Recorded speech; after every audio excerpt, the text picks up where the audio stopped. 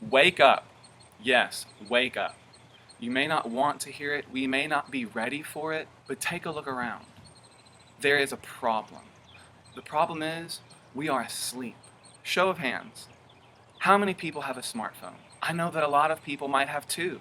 Or if you don't, you might have a smartphone, tablet, laptop, iPod, TVs, smart cars, smart fridges. How many TVs does one family need? How many devices does one person need? Or consider all the many types of social media that we're into these days. Facebook, Instagram, Pinterest, Snapchat, Twitter, Tumblr, Vine, the list goes on and on. And although we think that we have more friends and that we're communicating more, why is there so much increased negativity?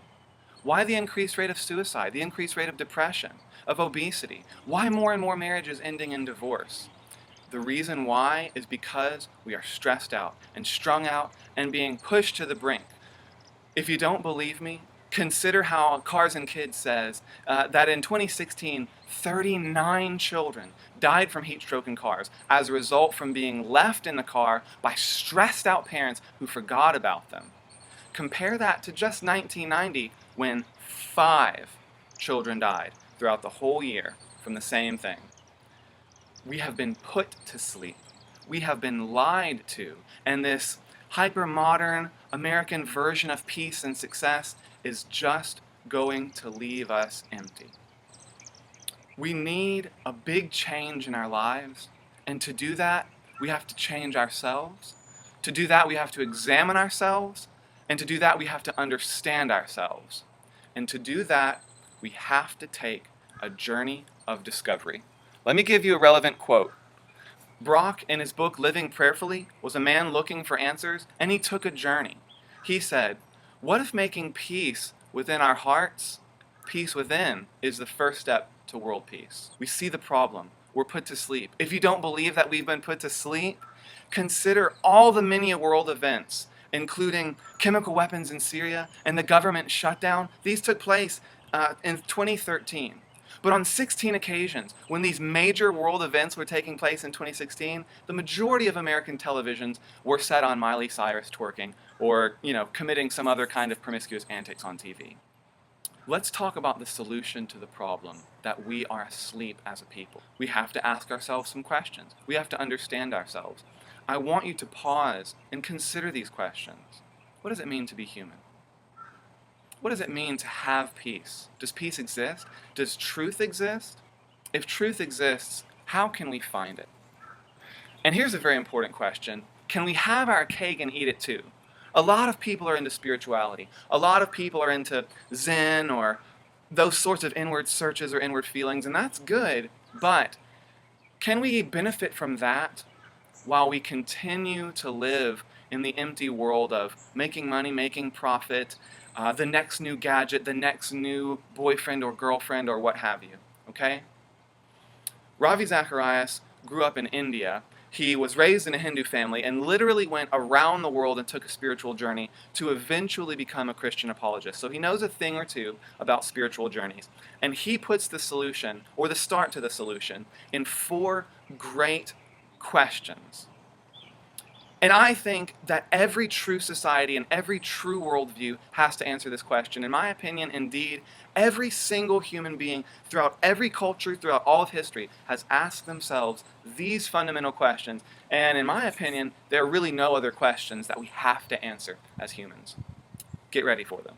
The question of origin. Stand in front of the mirror and ask yourselves, where did we really come from? Where did the whole universe, where did the whole existence thing, how did this all get started? You may not like the answer, and I'm not here to give you my answer, but is the question not worth asking?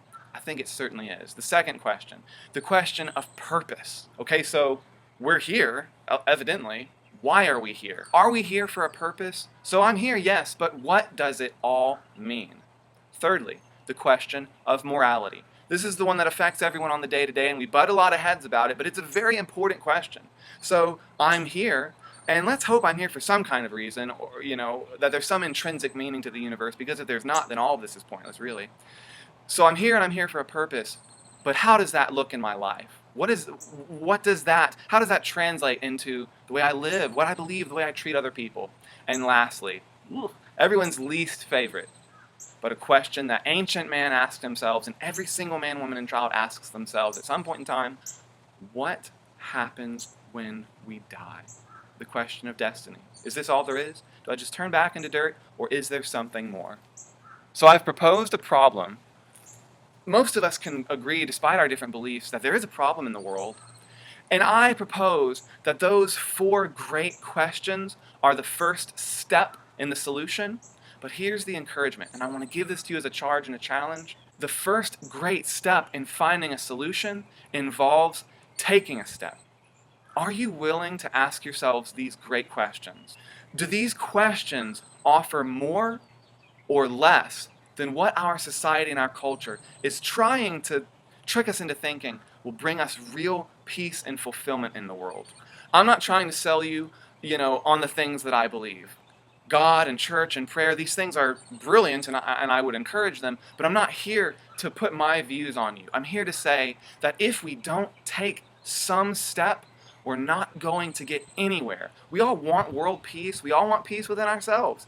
And we all have notions of how to get there best, but we're not going to get there until we take that first step. So I encourage you, stand in front of the mirror and ask yourselves those questions. If you don't want church, if you don't want prayer, if you don't want God, we all have different opinions, and these opinions all have some sort of truth or validity to them.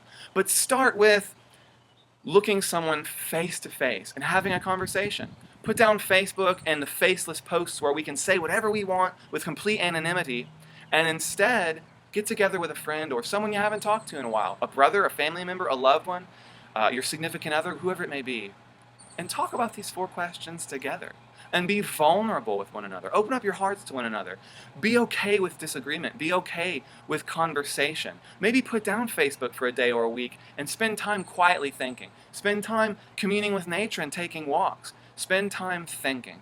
But think about something and start somewhere. And let me encourage you with this. In this age of relativism and in this age of mass transference of ideas, it's easy to say, God, the afterlife, meaning, intrinsic value, these things are very important. It's very easy to say these things and pass them off as academic philosophy. But let me encourage you with one more relevant quote.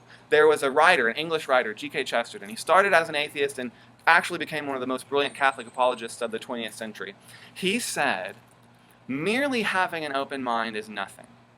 The objective of having an open mind is the same as having an open mouth. The only reason why you open it in the first place, basically, he says, is to close it on something solid. Please, take a journey. Please, wake up. We are all asleep.